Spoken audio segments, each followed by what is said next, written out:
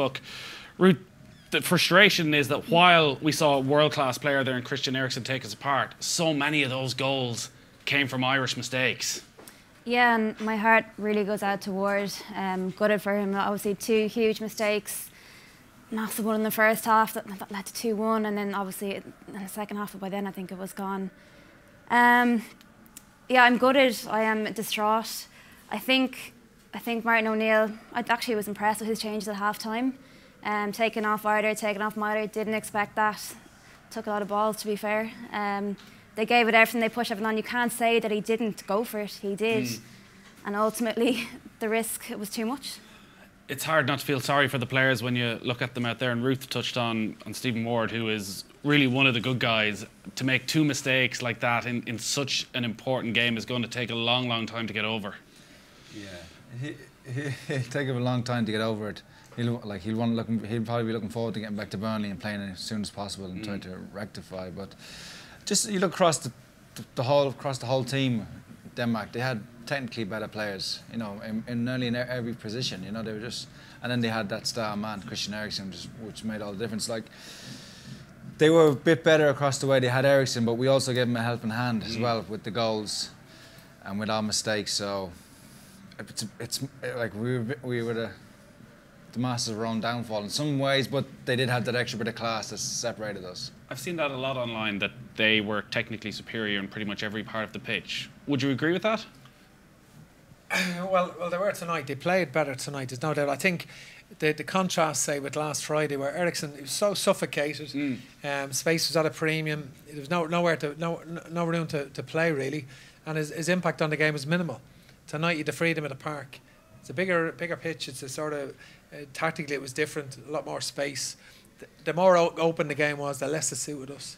And certainly, he ultimately scored a hat-trick of great goals. Do you think that was because he brought on Houlihan and McGeady? It kind of led to being more space in the middle of the park. Well, I know we were calling for it, but like in hindsight, it was a big risk early on. We were already open before that, weren't we? Yeah, well, we needed to score 2 goals, so there was an element of that. We started with 2 defensive midfield players, David Moyler playing to the right of a diamond, which is a little bit unnatural for them, and Hardy Arter playing in front of the back 4. So we withdrew the 2 defensive players. Yeah. And we ended up with a really attacking team, a midfield 2 of Brady and Hendrick, 2 wingers.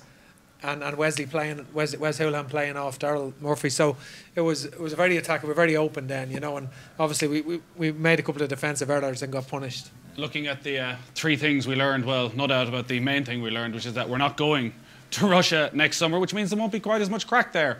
Anybody still going to go to Russia? No. No, a stony silence. Not really one for the neutrals. Part of the problem now for Martin O'Neill, assuming he does stay on, is that there's a change in the setup of qualification for the European Championships. We don't have another qualifier for 18 months. A lot of these players are in their 30s, whether they want to stay on, whether they want to keep going, to somehow keep that motivation there in what is going to be a long gap. It's going to be a very difficult job. You know, one thing that's huge is that I don't think we're going to have the Wesley Houlihan argument any longer. He's 35 years old, so Eamon Dunphy's consistent spiel about him will be over. You're looking at Daryl Murphy, 34 as well. A couple of the players around the park, maybe 5 or 6 altogether, going to be moving on. And where are the rest going to come from? I know that's a discussion for a whole different day. But yeah, it's time for Martin O'Neill. He's got another 2 years to sit back and regroup and have a look at that. Yeah. Yeah. Yeah. Yep. Talking about Look at under 19s, under 21s, I take them on. Not who's going to retire, who's coming up in the ranks. Stephen, the under-19s on that. The under-19s have obviously done well. The under-17s have been doing well. The under-21s, I know they lost today, they've been getting better. Are there players there that, when we're looking in 2.5 years' time for Euro 2020 and trying to get back to a 3rd European Championship in a row, are there the young players there who can come in and replace what we've seen on the pitch tonight? Well, you know, a lot can emerge in 18 months. You know, 18 months is a long time. A lot of players can emerge in that period. I think the under-21s were top in their group before today's result. Obviously, Declan Rice has been featured in the West Ham team, for example, of late. You know, in 18 months' time, he could be more prominent. You know, he's very highly regarded. You know, a lot of our players are centred at the moment, emerging players at Burnley and Preston. You know, I think so. We're looking for some players. Obviously, Sean Maguire has had an instant impact at Preston before his recent injury. So, you know, in 18 months' time, but depending, who will emerge in that period, it'll be interesting. But there does seem to be a lot of players. Well, we knew this was coming as well. We knew that there was a generation of great Irish players who were retiring, and that really there was going to be a gap because there didn't seem to be anyone coming through. There's not much Martin O'Neill can do about that. Yeah, well, you talk about great Irish players. That talks to the Shay Givens, the Robbie Keanes, the Damien Duffs, and obviously John O'Shea now who may retire. So certainly there is, it'll be an interesting period. Obviously, it's hard to fathom that there's no qualification game for 18 months. That's a long time. So there's a period of experimentation. There was a final score 5-1. There's no doubt we were outclassed. Was there anything Martin O'Neill could have done differently out there tonight? On the lay up front.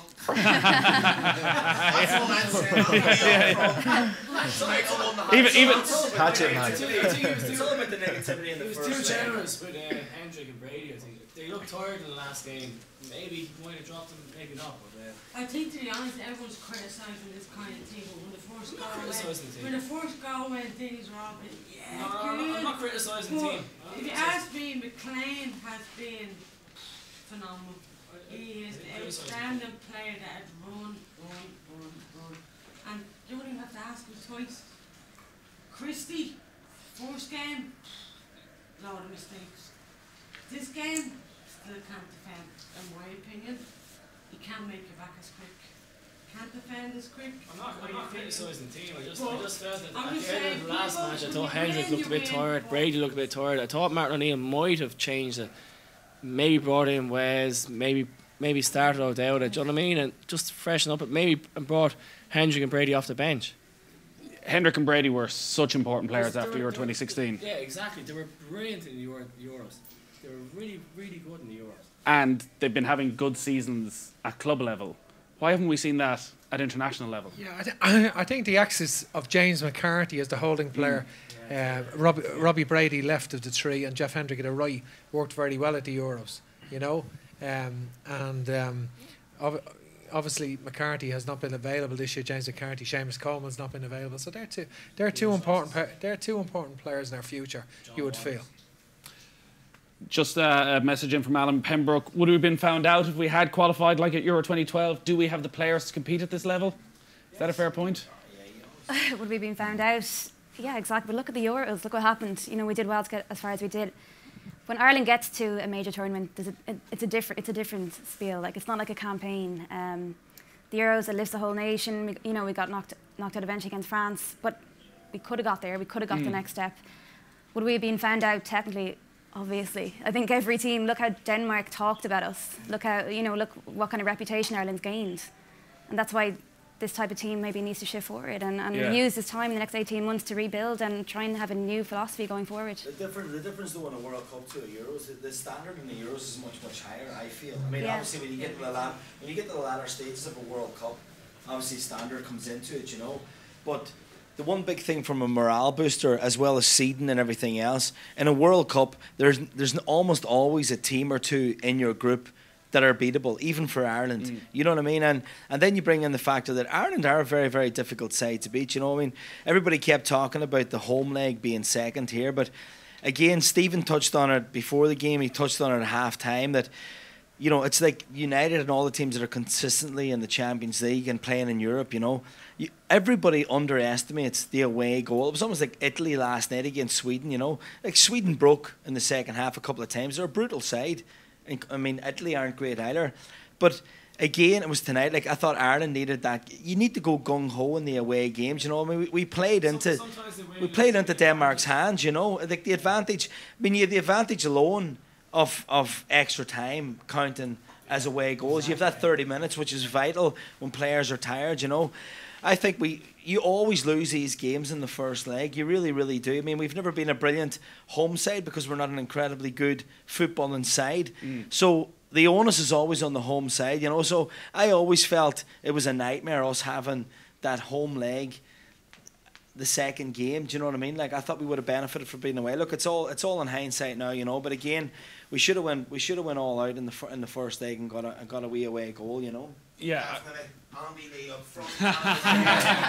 You could have nailed Nicholas Bettner at the end anyways when he came on. Like, looking at the Wall of Fame, we've Christian Eriksen up there, but thinking of the good moments about this campaign, of the goals James McLean scored in Austria, the goal he scored in Cardiff, and like, I do wonder, is there people might overreact to the final scoreline, that we went over to Copenhagen, we drew 0-0.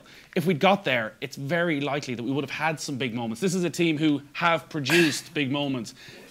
Yeah, and they are a young team. I think what we're saying about players returning, but the players returning are players that have very much now been on the periphery. When you think about, say, the three from the northwest, Shane Duffy, James McLean, Seamus Coleman, all right? Okay, they're all... Easy with the northwest boys. Don't go too far. No, they're young, you know, the two St. Kevin's players that come through. Brady and Hendrick. Brady and Hendrick. Like they are still a lot of young talent still within the group, and certainly that's what you would feel. You know, I would feel that. All right, Ruth, we'll leave the last word to you. I think 18 months is a long time. Euro 2020, it feels like a long way. This entire campaign, the reaction towards Martin O'Neill, what are your thoughts on where he should go from here? Yeah, Martin O'Neill as an international manager, I think I know everyone knows all the negative comments that I said about him all the time, but like everyone knows, it's a results game. He has 2 years left. As Stephen has pointed out, which I did overlook, you know, the core group of players are there. Combine them with potential players coming up through the ranks. Martin O'Neill has 2 years left in his contract, though. Will he want to do that again? He'll just want to see and get them to the Euros. If that is the end of his tenure as Irish manager, he'll want to get them there. So I don't know. It's a bit of a question mark. I'm not too sure. I'm just unbelievably gutted tonight. Feel so much for the lads. They've given us some brilliant moments over the campaign, especially James McLean in Cardiff. Never forget that goal. Yeah. Heart goes out to them tonight. Yeah. I think we're all pretty devastated, Andy. The reaction in that dressing room now. How do you get over it? I don't know, they should look back though and be proud, because they finished second in the group. They knocked out Wales, who most people had as, you know, as a second favourite. So they can be held ahead. Like, I know tonight's scoreline aside, they've done us proud wherever they've gone, and they've competed. And they'll come back. They'll bounce back. Yeah, they'll bounce back. Leave it at that. A very disappointing night. We're not going to be in Russia 2018. My thanks to Ruth, to Andy, to Stephen. I will have plenty of reaction to come on Off the Ball during the week. But from now, from the Aviva Fans studio, thanks for joining us.